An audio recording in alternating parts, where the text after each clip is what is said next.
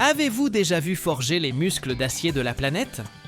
Aujourd'hui, nous sommes à Bilbao, dans l'usine légendaire Vicine Cadenas.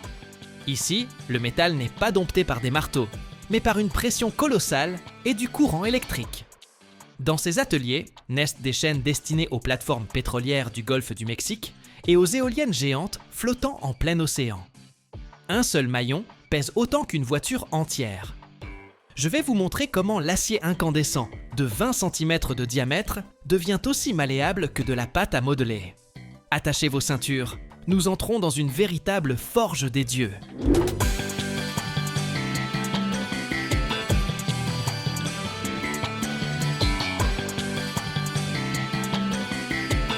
Cette barre d'acier évoque davantage le tronc d'un arbre centenaire qu'une armature ordinaire. Dans l'usine Vicine Cadenas de Bilbao, tout commence par ce monstre. Un cylindre plein en acier spécial, hautement taillé, dont le diamètre dépasse 20 cm. Pour mieux vous représenter l'échelle, cette tige d'acier est plus épaisse que la cuisse d'un athlète professionnel. Ce n'est pas simplement du fer, c'est un concentré de résistance, conçu pour survivre des décennies dans l'environnement salin agressif de l'océan, sous une pression de milliers de tonnes. Le processus de transformation de ce géant froid et intraitable en maillon de chaîne débute par un choc thermique. La barre entre dans un four à induction, et là, la physique prend le dessus. Il ne s'agit pas d'un feu ordinaire, ni d'une chambre à gaz. Ici, ce sont des champs magnétiques d'une puissance inouïe qui opèrent. Le courant électrique traverse le métal, excitant ses atomes jusqu'à un état de véritable frénésie. En quelques minutes à peine, l'acier gris et froid commence à se métamorphoser sous nos yeux.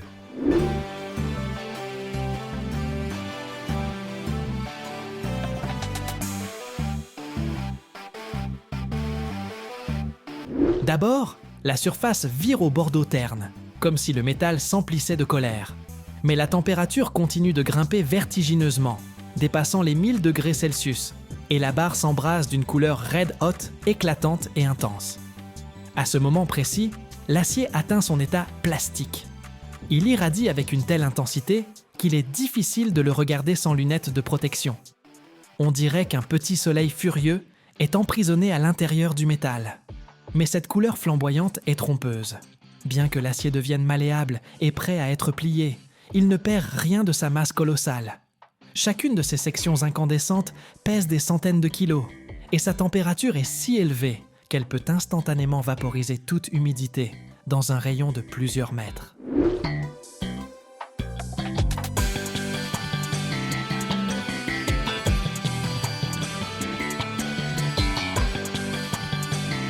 L'air ambiant tremble sous l'effet de la chaleur, créant un mirage comme dans le désert. C'est le moment de tension extrême. Le géant d'acier a déjà perdu sa dureté, mais n'a pas encore acquis sa forme définitive, figé dans l'attente de l'essentiel. L'intervention des manipulateurs hydrauliques géants qui forceront cette masse incandescente à se plier à la volonté des ingénieurs. Quand cette barre d'acier chauffée à blanc sort du four, je recule instinctivement. Même à 10 mètres de distance, la chaleur est telle qu'on se croirait devant les portes ouvertes de l'enfer. Mais la véritable magie commence lorsque la presse hydraulique entre en jeu. Les opérateurs appellent ces pinces massives des doigts. Et quand on les voit à l'œuvre, on comprend pourquoi. Ces membres de fer saisissent une barre épaisse comme un tronc d'arbre, avec la même assurance que nous saisissons un crayon.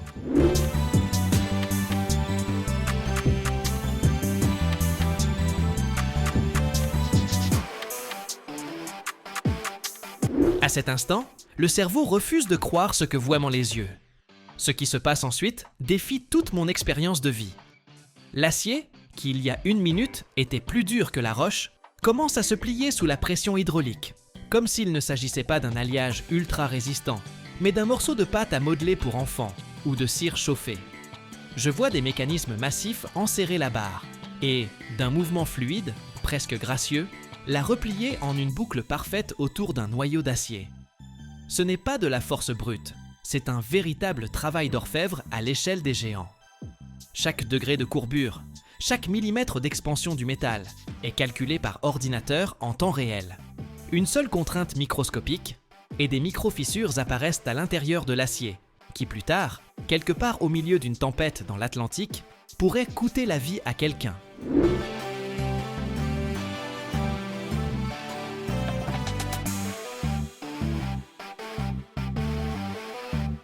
Lorsque la machine achève le cintrage, vous vous retrouvez face à un maillon qui n'est pas encore assemblé en chaîne, mais qui impressionne déjà par sa masse. Il pèse autant qu'une voiture de tourisme moyenne, mais occupe 10 fois moins d'espace. Une concentration incroyable de poids en une seule forme. Tant qu'il rougeoie encore, je ressens cette responsabilité colossale, inscrite dans le métal. Ce n'est pas une simple pièce, c'est un futur élément d'un système d'ancrage qui maintiendra une plateforme pétrolière dans le golfe du Mexique. Il devra monter la garde pendant 30 ans, résistant aux assauts des vagues océaniques et à la pression de millions de tonnes d'eau sans le moindre droit à l'erreur. Assister à la naissance d'un tel titan, c'est une expérience qui vous fait prendre conscience de l'ampleur véritable des capacités humaines. Ensuite, les extrémités du maillon cintré se rapprochent. Un courant d'une puissance inouïe commence à passer entre elles. L'air s'ionise et le processus de soudage par étincelage débute.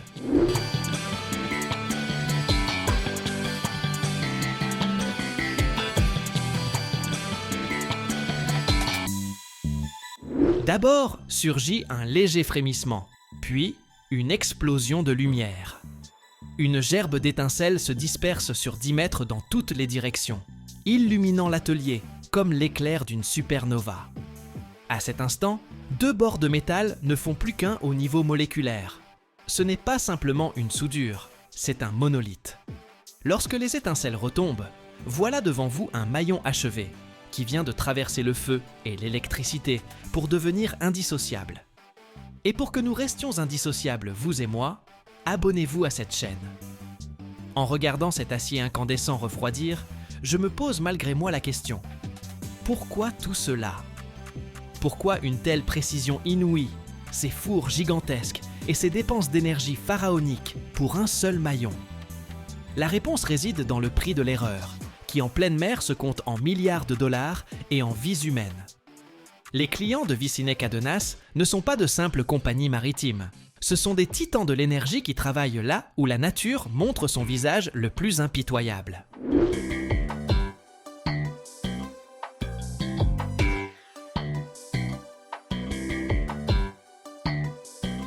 Lorsqu'une nouvelle chaîne, trempée à Bilbao, est chargée à bord d'un navire, elle entame un long voyage à travers l'Atlantique, cap direct sur le golfe du Mexique.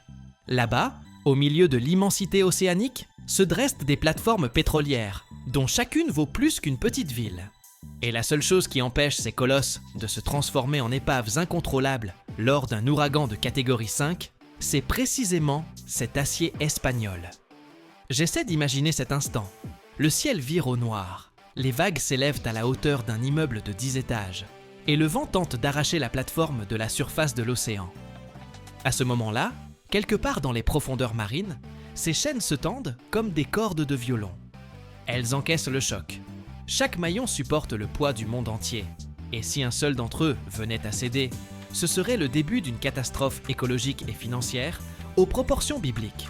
Mais ce qui m'a le plus frappé, c'est la façon dont ces monstres d'acier deviennent partie intégrante d'un avenir vert.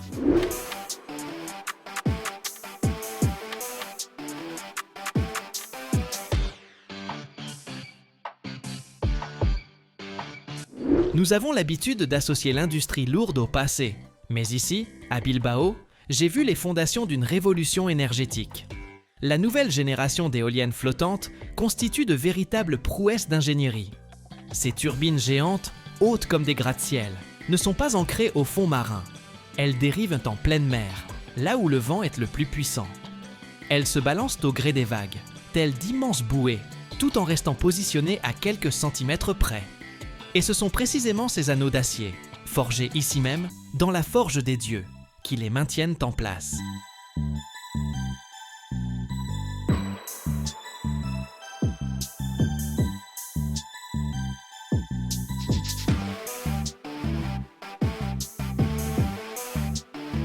Chaque seconde dans le monde, plus de 57 tonnes d'acier sont produites. C'est le poids de 10 éléphants par seconde. Mais voici ce qui est étonnant. Le métal qui soutient ta maison, ta voiture et même ta vie, littéralement, est né au cœur d'étoiles explosives il y a des milliards d'années. Oui, chaque atome de fer dans ton sang, c'est un artefact cosmique. Et maintenant, sous tes pieds, à 3000 km de profondeur, une boule de fer liquide chauffée à 6000 degrés crée le champ magnétique qui te protège de la radiation cosmique mortelle en ce moment même. Chaque année, l'humanité produit 1,8 milliard de tonnes d'acier, de quoi entourer la Terre 7 fois. Mais il y a un sombre secret. Les réserves mondiales de fer ne sont pas infinies. Et ce qui se passe dans les hauts fourneaux hauts, comme un immeuble de 30 étages à 2000 degrés, ce n'est qu'une partie de l'histoire. Reste jusqu'à la fin. Tu découvriras pourquoi le fer pourrait disparaître plus vite que tu ne le penses, et ce qui arriverait à la civilisation sans lui.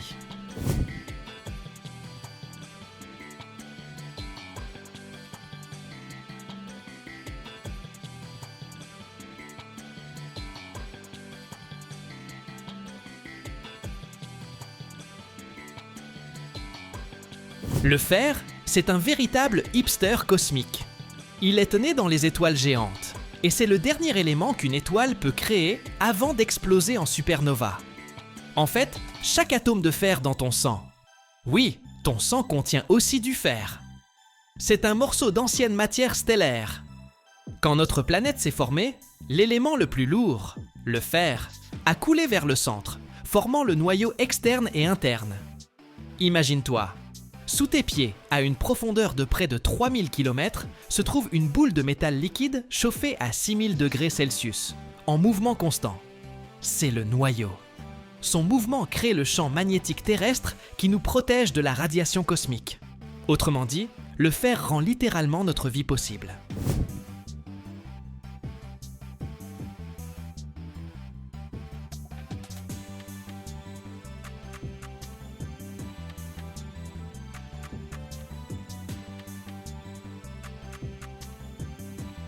Les tout premiers objets en fer, découverts par les archéologues, par exemple les artefacts de l'Égypte antique, étaient fabriqués à partir de fer météoritique. C'est du fer pur qui est tombé sur Terre, et il n'était pas nécessaire de le fondre. Les anciens le considéraient comme un don du ciel. Pour extraire le fer à la surface, l'humanité a appris à créer quelque chose qui ressemble à de l'art industriel, des carrières gigantesques. D'abord, on étudie le gisement, puis on procède à des travaux de forage et d'explosion. Oui, de vraies explosions. Ensuite, le minerai, qui ressemble à une pierre rouge-brun ordinaire, est transporté par des excavateurs géants.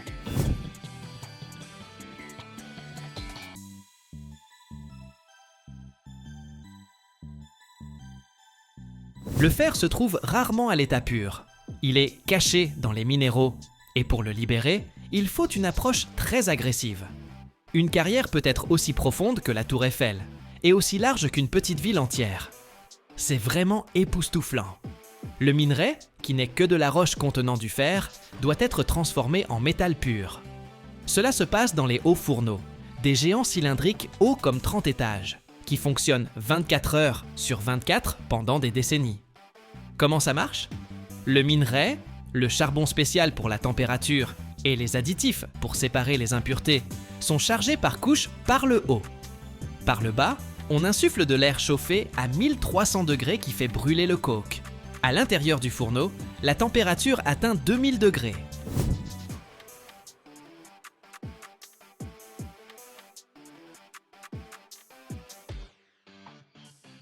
Sous l'effet d'une telle température, le fer se sépare de l'oxygène. 2 à 3 fois par jour arrive la coulée. C'est-à-dire que, de la partie inférieure du fourneau, s'écoule de la fonte liquide. Ce spectacle, c'est comme une rivière de lave en fusion qui brille d'une lumière orange vif. C'est du métal pur, chaud, ardent. À ce moment, l'air se remplit d'étincelles, de petites particules de métal qui se détachent du flux. C'est un spectacle qui fait se sentir n'importe quel ingénieur comme un dragon. Ce qui s'écoule du haut fourneau s'appelle la fonte. C'est un alliage de fer avec une forte teneur en carbone, plus de 2%. La fonte est très solide mais fragile. Pour qu'elle devienne flexible et résistante, il faut la transformer en acier.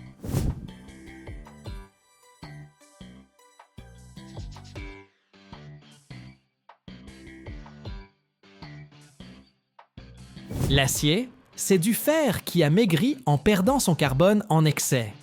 On fait fondre la fonte à nouveau, et dans d'énormes mélangeurs, on insuffle de l'oxygène pur pour brûler le carbone en excès. Après cela, l'acier obtenu arrive au laminoir.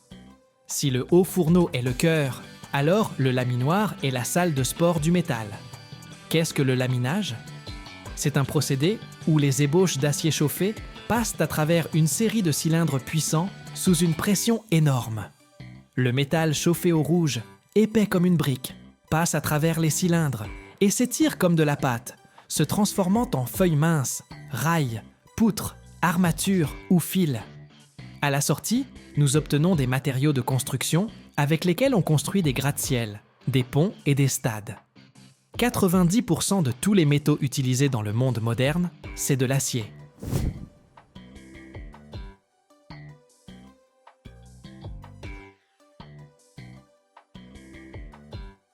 Tu peux te dire, ok, tout ça c'est pour les usines.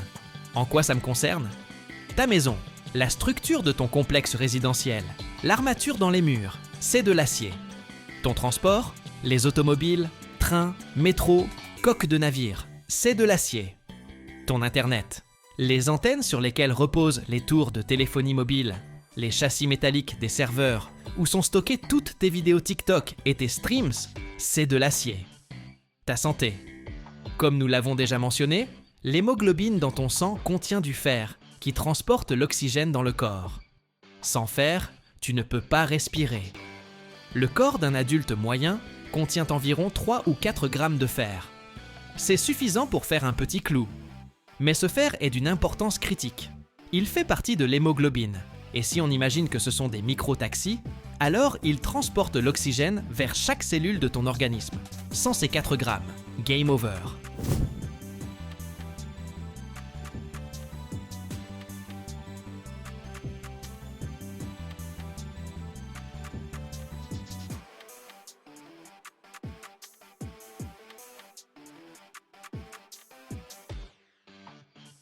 Les porte-avions, les plus gros navires militaires au monde, peuvent avoir un déplacement de plus de 100 000 tonnes, et la part du lion de ce poids revient aux alliages d'acier spécialisés.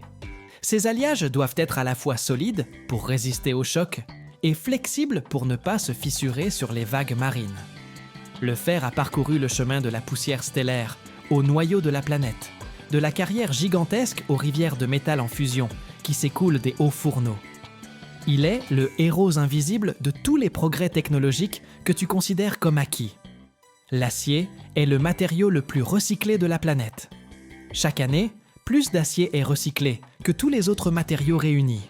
Aluminium, verre, papier, plastique. Cela fait de lui la superstar de l'économie circulaire.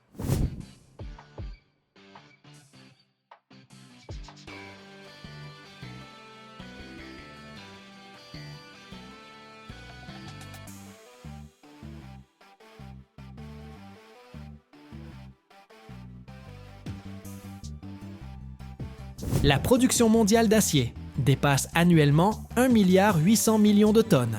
C'est une quantité si énorme que si on l'entassait dans des conteneurs de fret standard, on pourrait entourer la Terre à l'équateur plus de 7 fois. L'utilisation de l'acier est souvent un indicateur du développement économique d'un pays. Pendant la révolution industrielle, c'était une ressource clé. Et aujourd'hui, la Chine produit plus d'acier que tous les autres pays réunis. La métallurgie moderne travaille à la création d'alliages intelligents. Par exemple, les scientifiques ont développé un acier capable de guérir les petites fissures sous l'effet de la chaleur, comme Terminator, mais dans la vraie vie. Vous voulez en savoir plus ? Écrivez-nous. Le fer, c'est un véritable joueur discret. Il n'attire jamais autant l'attention que l'or ou les diamants, mais c'est précisément lui qui est l'élément qui maintient notre monde ensemble. Du noyau ardent et profond de la Terre au clou microscopique dans ton mur, le fer est le roi de la masse et de la fonctionnalité.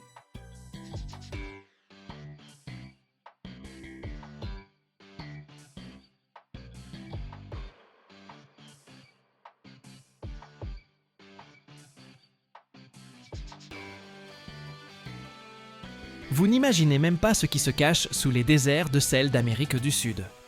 Là, Au milieu des étendues arides et balayées par les vents, se trouve un matériau sans lequel notre monde moderne s'arrêterait net.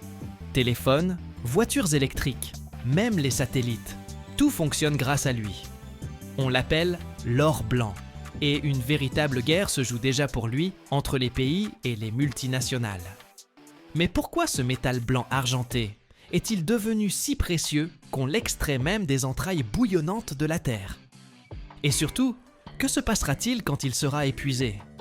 Regardez jusqu'à la fin, et vous découvrirez le dangereux secret que cache le lithium.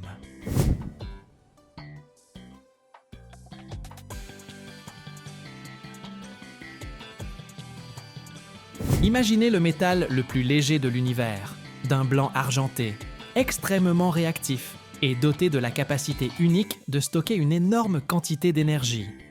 C'est le lithium, l'élément numéro 3 du tableau périodique, qui s'est révélé être un véritable trésor des temps modernes. Découvert il y a plus de 2 siècles, en 1817, il a d'abord trouvé des applications assez prosaïques, dans la production de verre, de céramique et même en médecine. Mais la véritable heure de gloire du lithium est arrivée à la fin du siècle dernier, lorsque le monde a été saisi par la fièvre des batteries lithium-ion.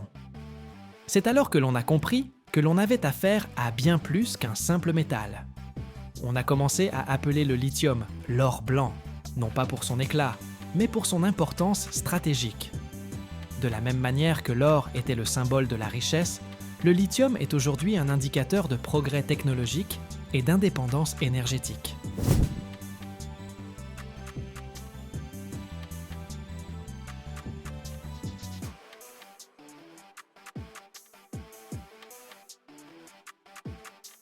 Sa demande croît si rapidement que nous cherchons constamment de nouvelles sources et améliorons les méthodes d'extraction. Alors, où se cache cet or blanc?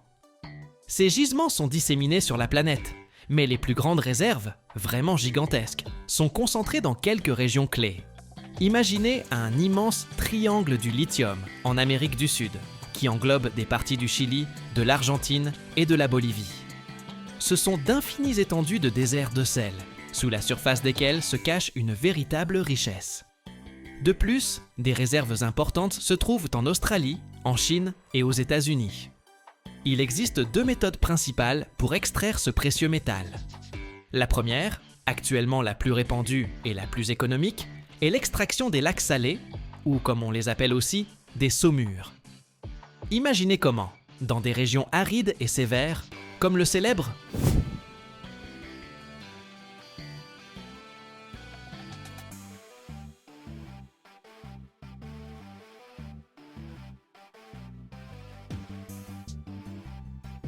Salar d'Atacama au Chili, ou le majestueux Salar d'Uyuni en Bolivie, d'énormes pompes extraient les saumures souterraines, saturées de lithium. Ce liquide est ensuite pompé dans de gigantesques bassins d'évaporation, semblables à des miroirs d'un bleu ou d'un vert éclatant. Sous un soleil de plomb et les rafales de vent, l'eau s'évapore progressivement, concentrant le lithium avec d'autres minéraux. Ce processus naturel, mais lent, peut durer de plusieurs mois à 2 ans. Mais son principal avantage réside dans les coûts d'extraction relativement bas. Cependant, il y a aussi des défis. Le processus nécessite d'énormes quantités d'eau, une ressource rare dans ces régions désertiques, et il dépend aussi des caprices de la météo. L'autre méthode importante est l'extraction des roches dures, notamment des minéraux comme le spodumène. C'est une véritable exploitation minière, qui rappelle la recherche de minéraux traditionnels. En Australie, par exemple, il existe de gigantesques carrières à ciel ouvert où l'on extrait des roches contenant du lithium.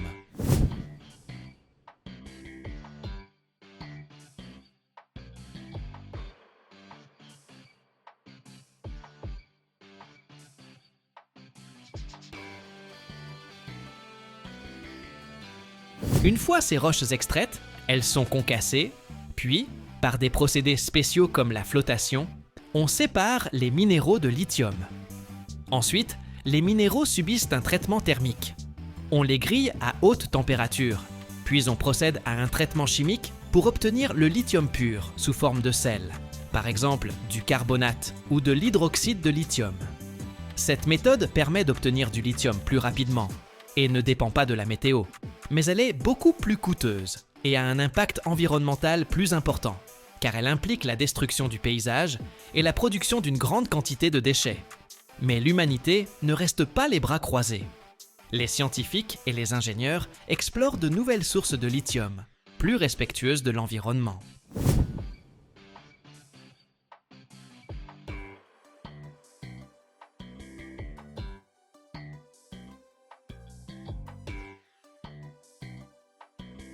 Par exemple, certaines eaux géothermales contiennent également des concentrations importantes de ce métal, et des technologies d'extraction directe du lithium de ces sources thermales sont déjà en cours de développement. Cela pourrait être une véritable révolution, offrant une méthode d'extraction plus propre et plus efficace. De grandes réserves de lithium ont également été découvertes dans des gisements d'argile, ce qui ouvre de nouvelles perspectives. Et bien sûr, l'avenir appartient au recyclage. Le recyclage des batteries lithium-ion usagées devient de plus en plus important.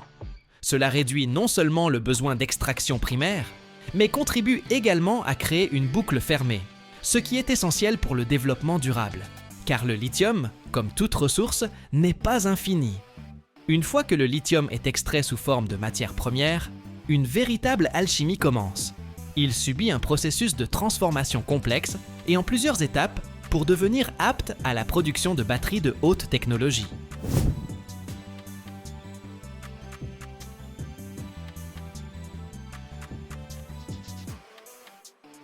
D'abord, à partir de la matière première extraite, on obtient les principaux produits industriels, le carbonate de lithium ou l'hydroxyde de lithium. Le carbonate de lithium est le plus souvent obtenu à partir des saumures. C'est un composé relativement simple et peu coûteux, largement utilisé dans les batteries de nos smartphones et de certains types de voitures électriques. L'hydroxyde de lithium, produit à la fois à partir de saumures et de roches dures, devient de plus en plus populaire. Il permet de créer des cathodes plus riches en énergie, les électrodes positives des batteries, ce qui signifie que les voitures électriques pourront parcourir de plus grandes distances avec une seule charge. C'est le lithium qui est le composant clé de la cathode, la partie la plus importante de la batterie lithium-ion. Il existe plusieurs recettes pour créer les matériaux de cathode, chacune ayant ses propres avantages. Par exemple, l'oxyde de lithium-cobalt est utilisé pour l'électronique portable.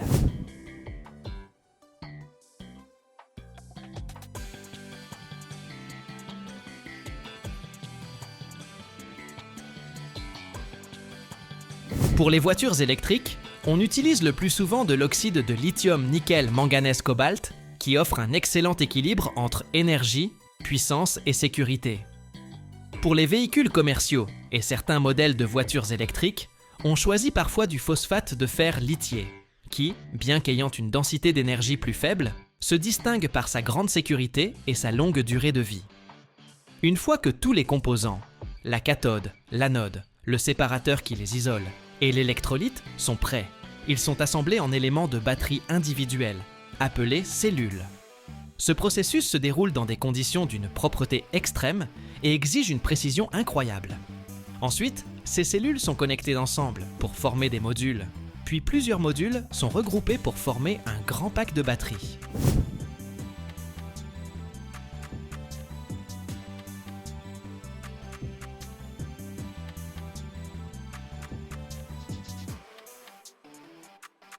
C'est ce pack qui devient le cœur de la voiture électrique. Chaque pack est équipé d'un système de gestion électronique complexe qui surveille en permanence la charge, la décharge, la température et l'état général de chaque cellule individuelle, garantissant ainsi la sécurité et l'efficacité. Bien que les voitures électriques jouent un rôle clé dans la lutte contre le changement climatique, en contribuant à réduire les émissions de gaz à effet de serre, il est important de comprendre que l'extraction du lithium a aussi ses propres défis environnementaux. L'une des questions les plus critiques est l'utilisation de l'eau. Cela concerne particulièrement l'extraction des saumures dans les régions arides, où l'eau est une ressource extrêmement rare. Certaines méthodes peuvent nécessiter jusqu'à 2 millions de litres d'eau pour produire une seule tonne de lithium.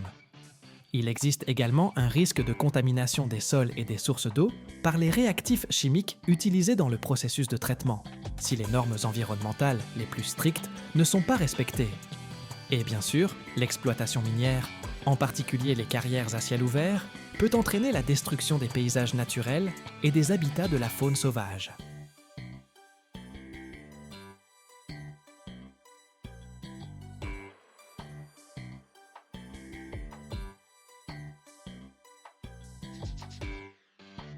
Imaginez, le matériau de construction le plus répandu sur la planète ne naît pas dans un laboratoire, mais dans la gueule d'un véritable dragon industriel. La roche, qui hier encore faisait partie de la Terre, est aujourd'hui arrachée à sa falaise par une explosion, réduite en une poussière plus fine que de la farine, et traverse un enfer de feu à plus de 1400 degrés. Dans ce brasier, la pierre devient quelque chose de nouveau. Le clinker, le cœur du ciment. Chaque année, l'humanité crée plus de 4 milliards de tonnes de cette poudre grise, assez pour construire un mur capable d'encercler la Terre plus de 40 fois. Mais il y a un secret. Sans un ajout infime, presque imperceptible, tout ce ciment serait inutile. Quel est cet ingrédient mystérieux? Vous ne le découvrirez qu'à la fin.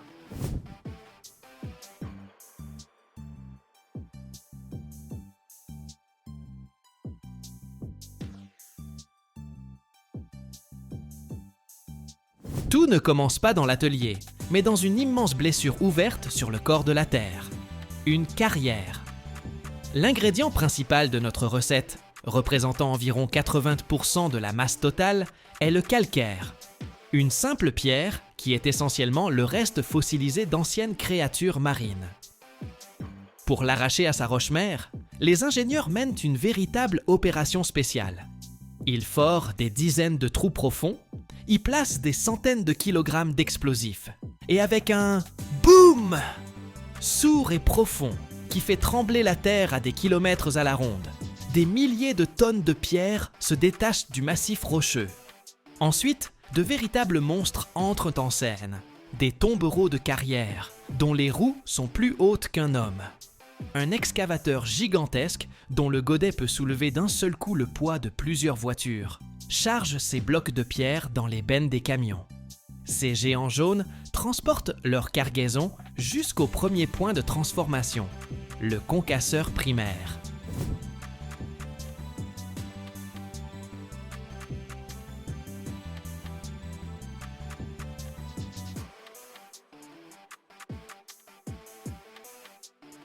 Le concasseur primaire est une énorme gueule d'acier aux mâchoires massives qui, dans un fracas assourdissant, écrase des blocs de plusieurs tonnes en morceaux de la taille d'un ballon de football.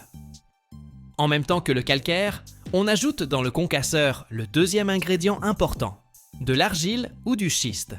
Ils sont la source du silicium, de l'aluminium et du fer, nécessaires à la bonne chimie de notre futur ciment.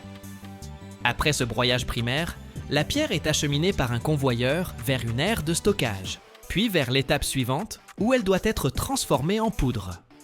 Elle arrive dans un broyeur de cru. Il peut s'agir soit d'un tambour géant en rotation, rempli de boulets d'acier qui broient la pierre dans un grand vacarme, soit, de manière plus moderne, d'un broyeur vertical à rouleau. Imaginez une immense assiette rotative, sur laquelle roulent avec une force colossale plusieurs rouleaux d'acier massif. La pierre est introduite sous ces rouleaux et est tout simplement pulvérisée en une poudre extrêmement fine, plus fine que de la farine.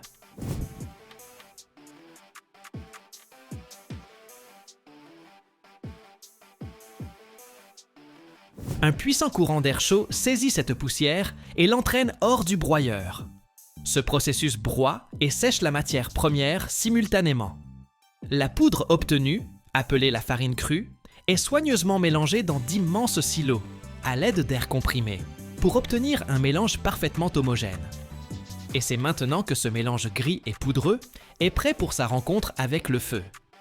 Il entame son voyage au cœur même de l'usine, dans le ventre du dragon industriel, le four rotatif.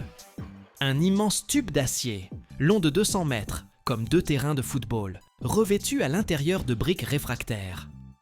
Ce tube est installé avec une légère inclinaison et tourne très lentement, presque imperceptiblement, sur son axe. La farine crue est introduite par l'extrémité supérieure, légèrement surélevée.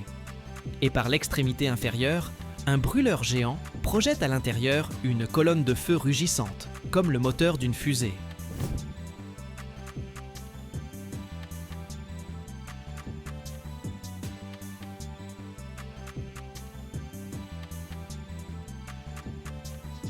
La température dans cette zone atteint le chiffre absolument infernal de 1450 degrés Celsius. Notre poudre, en s'écoulant et en roulant lentement vers le bas grâce à la rotation et à l'inclinaison, commence son long et chaud voyage à la rencontre de ce feu. À l'intérieur du four, elle traverse plusieurs zones de température et des transformations étonnantes s'y produisent. D'abord, dans la zone la plus froide, le reste d'humidité s'évapore. Ensuite, lorsque la température atteint 900 degrés, a lieu le processus de calcination. Le dioxyde de carbone est libéré du calcaire, qui se transforme en oxyde de calcium. Et enfin, dans la zone la plus chaude, au cœur de l'enfer, se produit l'essentiel, la clinkérisation. L'oxyde de calcium réagit avec les oxydes de silicium, d'aluminium et de fer, formant de tout nouveaux minéraux au nom complexe, comme l'halite et la bélite. La poudre fond et se transforme en petites billes sombres, gris-noir, de la taille d'un pois à celle d'une noix. C'est le clinker, le cœur et l'âme du ciment.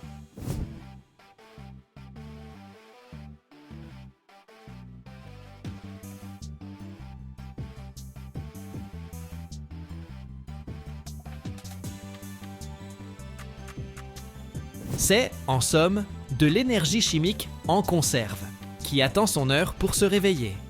Le clinker, chauffé au rouge, tombe de l'extrémité inférieure du four et arrive immédiatement dans un refroidisseur spécial. Là, il est soufflé par de puissants courants d'air froid. C'est une étape très importante. Un refroidissement rapide fige la structure chimique du clinker dans son état le plus actif. Le clinker refroidi, dur comme la pierre, est acheminé par un convoyeur vers un silo de stockage, où il peut être conservé pendant des mois. Et voici l'étape finale de la transformation. Le clinker en lui-même n'est qu'un tas de cailloux inactifs. Pour le transformer en ciment, il faut à nouveau le broyer, en une très fine poussière. On le charge dans un broyeur à ciment qui ressemble beaucoup au broyeur de cru, un immense tambour rempli de boulets d'acier. Mais avant de commencer le broyage, on ajoute au clinker un dernier ingrédient, incroyablement important, environ 5% de gypse. Le gypse, c'est le frein de notre ciment. Sans lui, le ciment, une fois mélangé à l'eau, prendrait presque instantanément, se transformant en pierre en quelques minutes, et il serait impossible de travailler avec. Le gypse régule ce processus, donnant au constructeur un temps précieux. Et voilà que ce mélange de clinker et de gypse est broyé pendant des heures dans le broyeur, jusqu'à se transformer en cette poudre grise, incroyablement fine, que nous connaissons tous. Ces particules sont si fines qu'elles peuvent passer à travers un tamis capable de retenir l'eau. Le ciment fini, encore tiède après le broyage, est acheminé par des tuyaux pneumatiques, comme par des vaisseaux sanguins, vers d'immenses et hauts silos de stockage. Ce sont des tours gigantesques qui contiennent des milliers de tonnes de produits finis. De là, il est expédié aux consommateurs, soit ensachet dans des sacs en papier pour la vente au détail, soit chargé en vrac dans des camions-citernes spéciaux ou des wagons de chemin de fer.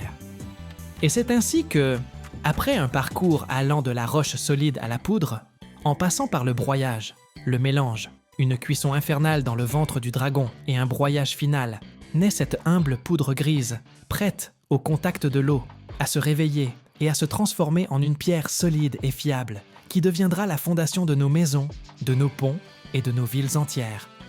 Chaque année, plus de 4 milliards de tonnes de ciment sont produites dans le monde. Ce chiffre est absolument ahurissant. Essayons d'imaginer.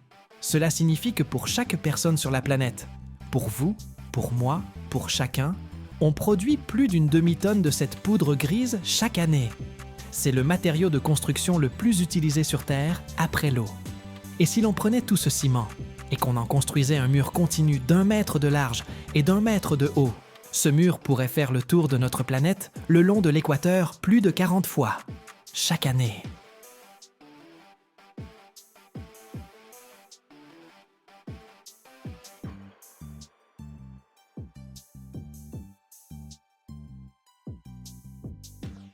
Chaque année, plus de 350 millions de mètres cubes de grumes sont acheminés des forêts vers les scieries du monde entier. C'est assez de bois pour construire 1,5 million de maisons américaines. Mais voici une énigme. Seule la moitié de chaque grume parfaite est transformée en planche. Où disparaît le reste? Elle devient partie intégrante d'une industrie cachée que peu de gens connaissent.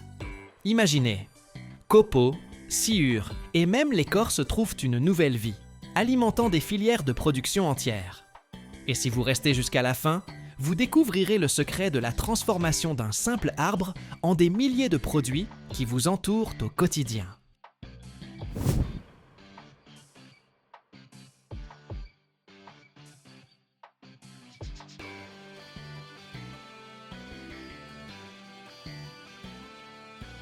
Lorsqu'une grume ronde et parfaite arrive à la scierie, quelle part, à votre avis, se transforme en planches finies et rectangulaires?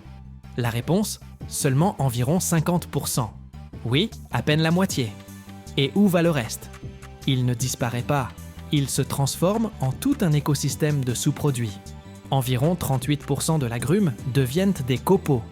Ce ne sont pas des déchets, c'est de l'or pour d'autres industries.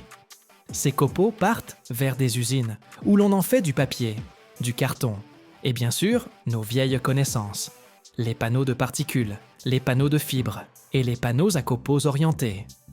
Encore environ 12%, ce sont la sciure et l'écorce. La sciure est également utilisée pour la production de panneaux ou est compressée en pellets de combustible. Et l'écorce est souvent brûlée directement à la scierie, dans ses propres chaudières, produisant de l'énergie pour les séchoirs et l'usine elle-même. Cela rend les scieries modernes étonnamment éco-énergétiques.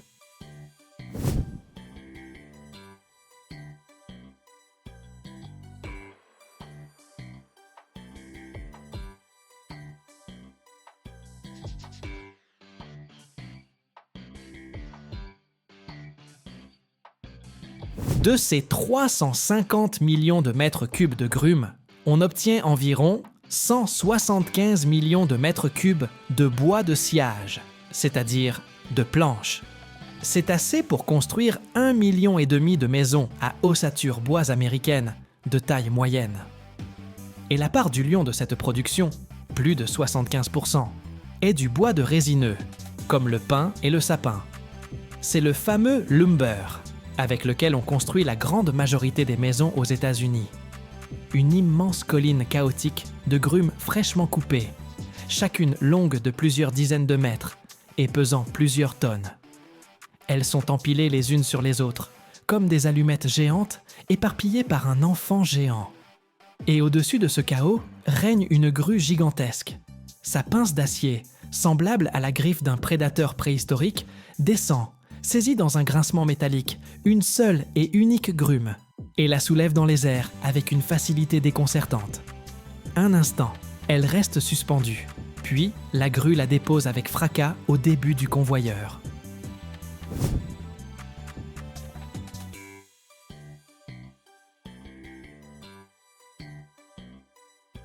La grume rampe lentement vers l'avant, et son voyage solitaire est un spectacle de force et de fatalité. Elle passe sous des jets d'eau qui la nettoient de la boue et des morceaux d'écorce, la préparant pour le moment le plus important. Et voilà qu'apparaît devant une arche brillant d'une lumière surnaturelle. C'est le scanner, la porte vers l'avenir. Des dizaines de faisceaux laser rouges parcourent la surface de la grume en mouvement, mesurant son diamètre, sa longueur, sa courbure, l'emplacement de chaque nœud. Le cerveau de l'ordinateur, en une fraction de seconde, crée son fantôme numérique parfait, un modèle en 3 dimensions. Et à cet instant précis, alors que la grume avance encore, l'ordinateur a déjà scellé son destin.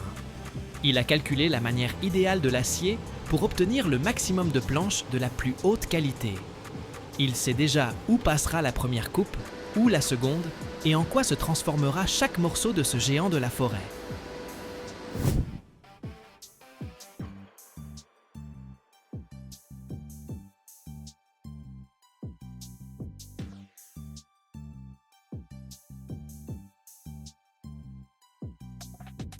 La grume approche lentement et de puissantes pinces hydrauliques la fixent, la préparant à la découpe. Avant de scier la grume, des scanners 3D la numérisent.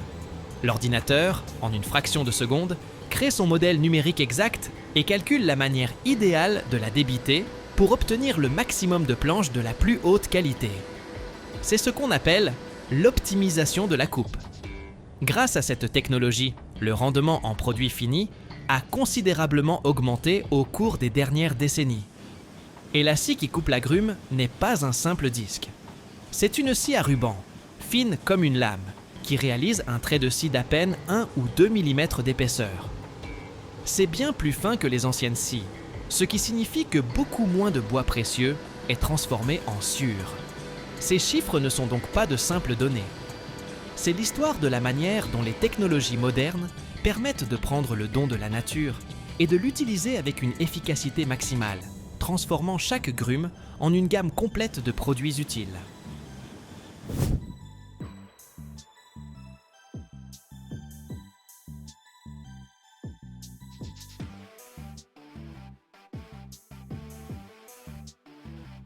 Maintenant, notre bloc Equarri arrive au cœur de la scierie, la scie multilame. C'est toute une batterie de scies circulaires, montées sur un même axe à une distance précisément définie les unes des autres. De puissants rouleaux d'alimentation poussent avec force notre lourd bloc à travers ce mur de lames rotatives. Dans un rugissement assourdissant qui fait vibrer le sol, des dizaines de scies mordent simultanément dans le bois. C'est comme un peigne géant passant à travers des cheveux. Sauf qu'à la place des cheveux, il y a du bois, et à la place des dents, des disques d'acier en rotation. En un seul passage, notre bloc massif se décompose en un paquet de planches fraîches, chaudes et encore humides. Ces planches fraîchement nées, ainsi que les doses, sont éjectées de l'autre côté et arrivent sur le convoyeur suivant où le tri les attend.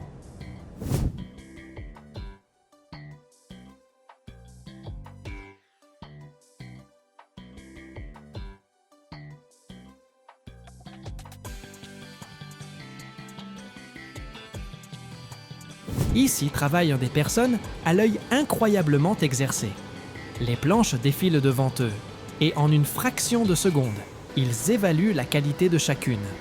Le nombre et la taille des nœuds, la présence de fissures, la courbure des fibres. D'un geste rapide, ils dirigent chaque planche vers son propre convoyeur.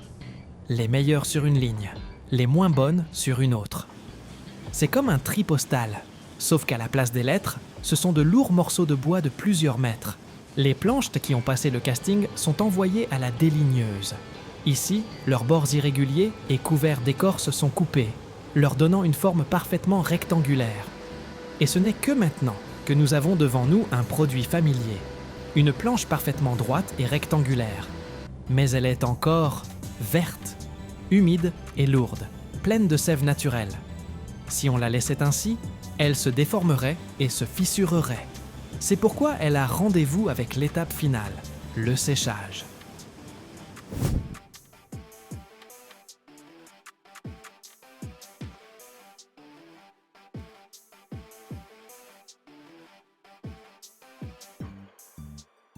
Les planches sont empilées en hautes piles bien ordonnées, en intercalant chaque couche de fines lattes pour que l'air puisse circuler entre elles. Et ces piles gigantesques sont transportées par un chariot élévateur dans un séchoir. C'est une immense pièce hermétique, semblable à un sauna industriel. À l'intérieur, un ordinateur maintient un climat idéal, une température, une humidité et une vitesse de circulation de l'air spécifique. Ce processus peut durer de quelques jours à plusieurs semaines selon l'essence et l'épaisseur de la planche. L'air chaud extrait lentement et très délicatement l'humidité du bois, le rendant léger, solide et surtout stable. Et ce n'est qu'après cette longue et chaude méditation que la planche est prête à quitter l'usine pour faire partie de la maison de quelqu'un. Les meilleurs deviendront de beaux parquets, des meubles élégants ou des cadres de fenêtres. Les plus robustes, mais plus simples, serviront à construire des ossatures de maisons, des chevrons de toiture et des clôtures. C'est la base à partir de laquelle est construit presque tout ce qui nous entoure.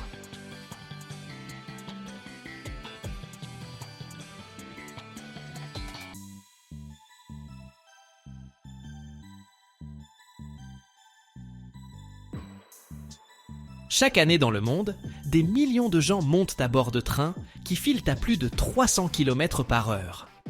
Au Japon et en Europe, c'est la norme depuis longtemps, mais les États-Unis ne font que commencer ce voyage. Aujourd'hui, l'Amérique construit sa première véritable ligne à grande vitesse en Californie, et les chiffres de ce projet sont stupéfiants. Des milliers de tonnes d'acier, soudées en barres continues de plusieurs kilomètres de long. Un acier si pur qu'il subit une purification moléculaire et un contrôle au laser. Pourquoi tout cela est-il fait avec une précision aussi maniaque ? Et que se passerait-il si le moindre micro-défaut restait à l'intérieur d'un rail ? Regardez jusqu'à la fin, vous découvrirez quelque chose qui changera à jamais votre perception de la vitesse et de la sécurité.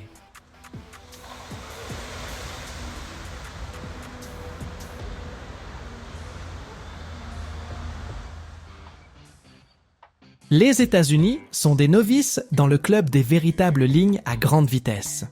Contrairement à l'Europe ou au Japon, où les trains circulent à plus de 300 km par heure depuis des années, l'Amérique ne dispose pour l'instant que d'une seule ligne que l'on peut qualifier de rapide, l'Asla Express sur la côte Est. Mais même celui-ci n'atteint sa vitesse maximale de 240 km par heure que sur de courtes sections spécialement modernisées. Sur la majeure partie du trajet, il roule beaucoup plus lentement à cause d'une infrastructure vieillissante. Mais la véritable révolution se déroule en ce moment même en Californie. On y construit la première véritable ligne à grande vitesse du pays, conçue pour des vitesses de plus de 350 km par heure.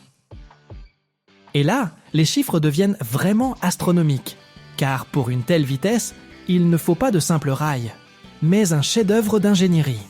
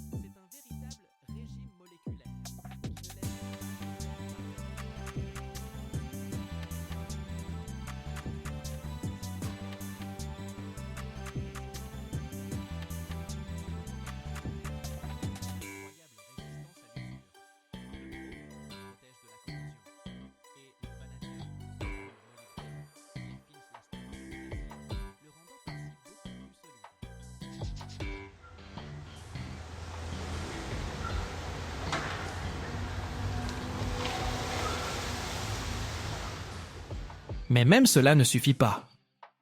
Pour se débarrasser du dernier ennemi, le plus insidieux, les gaz dissous comme l'hydrogène, qui peuvent provoquer des micro-fissures, l'acier subit un traitement sous vide. La poche contenant le métal en fusion est placée dans une chambre dont on aspire l'air. Sous vide, l'acier se met littéralement à bouillir et tous les gaz indésirables s'en échappent. Ce n'est qu'après ce processus d'une pureté presque stérile que l'acier est coulé dans des moules, donnant naissance à de massifs lingots rectangulaires, les blooms. Ces blooms incandescents sont envoyés dans un four de réchauffage, où leur température est portée à l'état plastique idéal, 1200 degrés Celsius. Et de là, d'un orange éblouissant, il arrive au laminoir. C'est une série de cylindres d'acier géants, qui sont de véritables sculpteurs.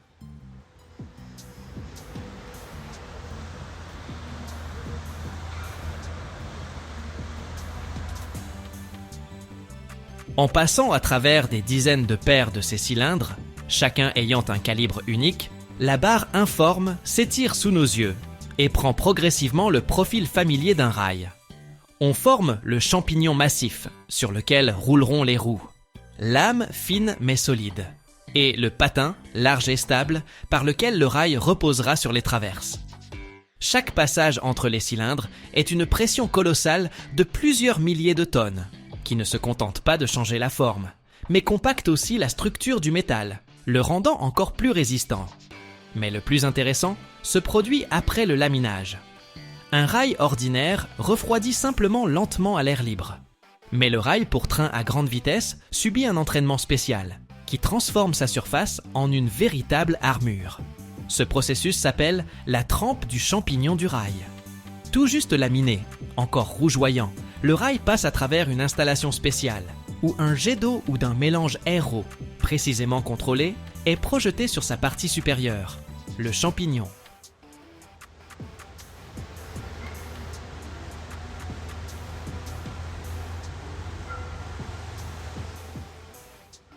Cela provoque un refroidissement brutal, par choc de la seule couche superficielle.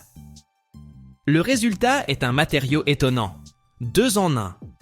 En surface, sur une profondeur de plusieurs centimètres, se forme une couche d'acier incroyablement dure et résistante à l'usure, capable de supporter la pression colossale des roues d'affût du train sans se déformer. Et le cœur du rail, son âme et son patin, restent plus tendres et plus ductiles. C'est d'une importance capitale. Si tout le rail était aussi dur, il serait fragile comme du verre et pourrait se fissurer sous les vibrations. Mais ainsi, nous avons la combinaison parfaite. Une armure résistante à l'usure en surface et une base tenace et résistante au choc. Après le refroidissement, commence l'étape où la précision devient une religion. Le très long rail, parfois de plus de 100 mètres, passe par une machine à dresser. Un système de rouleau qui, avec une force incroyable mais une précision chirurgicale, le redresse jusqu'à l'état d'une corde parfaitement tendue.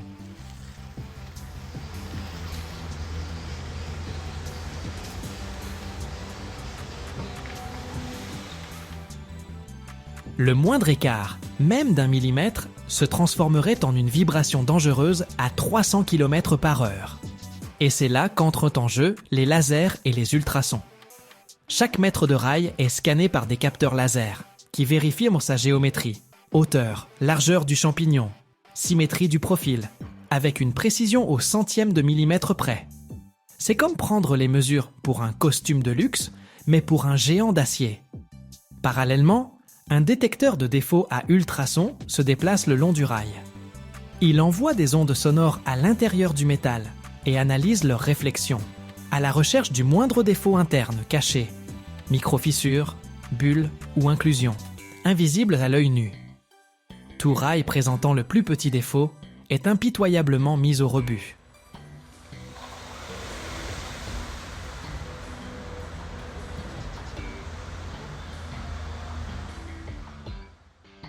Et la touche finale, qui distingue les lignes à grande vitesse, c'est la lutte contre les joints. Le tac-tac que nous connaissons bien est le son des roues passant sur l'espace entre 2 rails. À grande vitesse, ce choc se transforme en une force destructrice. C'est pourquoi ces longs rails de 100 mètres sont transportés vers des bases de soudage spéciales, où ils sont assemblés en barres continues de plusieurs kilomètres de long. Cela se fait par soudage, par étincelage. Les extrémités de 2 rails sont pressées l'une contre l'autre. On y fait passer un énorme courant électrique qui chauffe le métal jusqu'à l'état plastique. Puis, on les comprime avec une force énorme, les fusionnant littéralement l'une dans l'autre. Ensuite, le joint de soudure est soigneusement poli pour obtenir une surface parfaitement lisse et est à nouveau contrôlé par ultrasons. Et ce n'est que ces rubans d'acier parfaitement droits, sans joint, incroyablement solides et vérifiés au micron près, enroulés sur des wagons-plateformes spéciaux comme du fil sur une bobine, qui sont prêts à partir pour leur destination, pour devenir la route silencieuse mais impeccable des trains les plus rapides de la planète.